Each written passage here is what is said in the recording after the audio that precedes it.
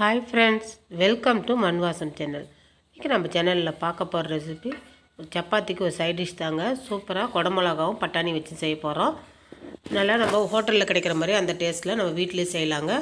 இப்போ case on பண்ணிவிட்டு ஒரு கடாயை வச்சுக்கோங்க. ஒரு டேபிள் ஸ்பூன் அளவுக்கு எண்ணெய் விட்டுட்டு குடமிளகா பார்த்திங்கன்னா ஒரு 3 குடமிளகாவை இது மாதிரி கட்டமாக நறுக்கி வச்சுருக்கோங்க. அந்த விதையை எடுத்துகிட்டு நறுக்கணும். பெரிய சைஸாக நறுக்கி வச்சுக்கோங்க.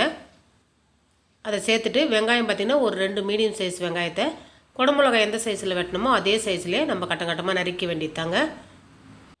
அதாவது வெங்காயத்தை பார்த்திங்கன்னா ஒரு வெங்காயத்தை தோல் எடுத்துகிட்டு 4ஆக கட் பண்ணிங்கன்னா உங்களுக்கு இது மாதிரி கட்டமாக கிடச்சிருங்க. அதை இதெல்லாம் பிரித்து போட்டிங்கன்னா சீக்கிரமாக வதங்கிடும். அது கூடவே பச்சை பட்டாணி சேர்த்துக்கிறேங்க. ஒரு 100 கிராம் பச்சை பட்டாணி சேர்த்துக்கிறேன். பச்சை பட்டாணி பார்த்திங்கன்னா உங்களுக்கு கடையில் இப்போ கிடைக்குதுங்க. அப்படி கிடைக்கலன்னா நீங்கள் காஞ்ச பட்டாணி ஊற வச்சுட்டு அதுக்கப்புறம் இதை மாதிரி நீங்கள் சேர்த்துக்கலாம். சேர்த்துட்டு இது ஒரு 10 நிமிஷம் வதக்கி விட்டால் போதுங்க. நம்ம வதக்கிறதுலே அது குடமிளகா வெங்காயம் எல்லாமே உங்களுக்கு வெந்து போயிடும். அது ஒரு பக்கம் வதங்கட்டங்க. இப்போ கேஸ் ஆன் பண்ணிவிட்டு கடாய் வச்சுட்டு 4 டேபிள் ஸ்பூன் அளவுக்கு எண்ணெய் சேர்த்துக்குங்க.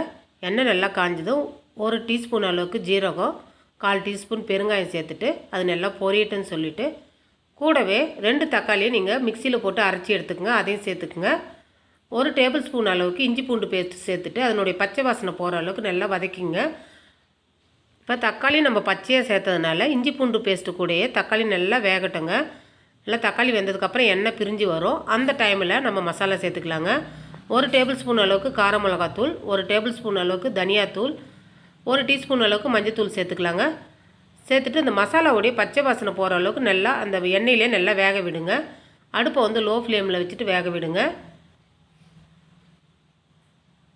ஒரு 2 நிமிஷம் வதக்கினா போதுங்க. இப்போ வந்து பார்த்திங்கன்னா இது பால் ஏடை சேர்க்குறேங்க. பால் ஏடை இல்லைன்னா நீங்கள் இந்த டைமில் வெண்ணெய் சேர்த்துக்கலாங்க. ஒரு 25 கிராம் வெண்ணெய் சேர்த்துக்குங்க. நான் வீட்டில் எடுத்து வச்சுருக்கிற பால் ஏடை தான் நான் சேர்த்துருக்குறேன். இப்போ பால் காய்ச்சும் போது உங்களுக்கு கிடைக்குங்க. அந்த ஏடையை ஒன்று சேர்த்து வச்சிங்கன்னா உங்களுக்கு இந்த மாதிரி ரெசிபி செய்யும்போது யூஸ் பண்ணிக்கலாம். இப்போ கூடவே ஒரு குழிக்கரண்டி அளவுக்கு தயிர் சேர்த்துக்கிறேங்க. ஒரு 50 கிராம் தயிர் சேர்த்தா போதுங்க. நல்லா அந்த மசாலா கூடிய இந்த தயிர் நல்லா வேகணும். தயிருடைய பச்சை வாசனை போகிற அளவுக்கு நல்லா வேக விடுங்க. இப்போ தயிர் வெந்ததுக்கப்புறம் எல்லாம் நல்லா எண்ணெய் பிரிஞ்சு வருது பாருங்கள். இந்த டைமில் நம்ம வதக்கி வச்சுருக்கிற குடமிளகா பட்டாணி வெங்காயத்தெல்லாம் சேர்த்து கிளறி விட்டுக்கணுங்க. இப்போ முன்னாடியே நம்ம வதக்கும் போதே நம்மளுக்கு பட்டாணி அந்த குடமிளகாலாம் நல்லா வெந்திருக்கும். நம்மளுக்கு கிரேவியும் டக்குன்னு செஞ்சு முடிச்சிடலாங்க. போட்டு நல்லா கிளறி விட்டுருங்க. கலர் பார்க்கும்போது சூப்பராக இருக்குது பாருங்கள். நீங்கள் ஹோட்டலில் வாங்குற மாதிரி அதே டேஸ்ட்டில் உங்களுக்கு இருக்கும். சூப்பராகவும் இருக்கும் சாப்பிட்றதுக்கு. இப்போ தேவையான உப்பு சேர்த்துக்கலாங்க. உப்பு சேர்த்துட்டு நல்லா கிளறி விடுங்க.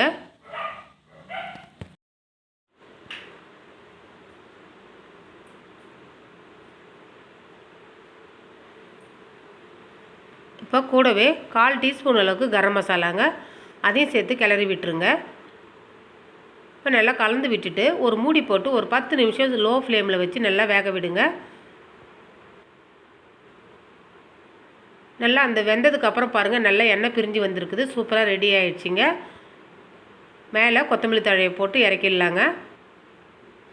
இது கூடவே உங்கள்கிட்ட கசூரி மேத்தி இருந்ததுன்னா கொஞ்சமாக சேர்த்து இறக்கும்போது நீங்கள் சேர்த்திங்கன்னா நல்லா சுவை சூப்பராக இருக்குங்க. அவ்வளோதாங்க, கிரேவி ரெடி ஆகிடுச்சி. சப்பாத்தி கூட வச்சு சூப்பராக சாப்பிட்றதுக்கு ரெடி ஆகிடுதுங்க. இந்த ரெசிபி பிடிச்சிருந்துன்னா மண் வாசம் சேனலை லைக் பண்ணுங்கள், ஷேர் பண்ணுங்கள், கமெண்ட் பண்ணுங்கள், சப்ஸ்கிரைப் பண்ணுங்கள். தேங்க்யூ.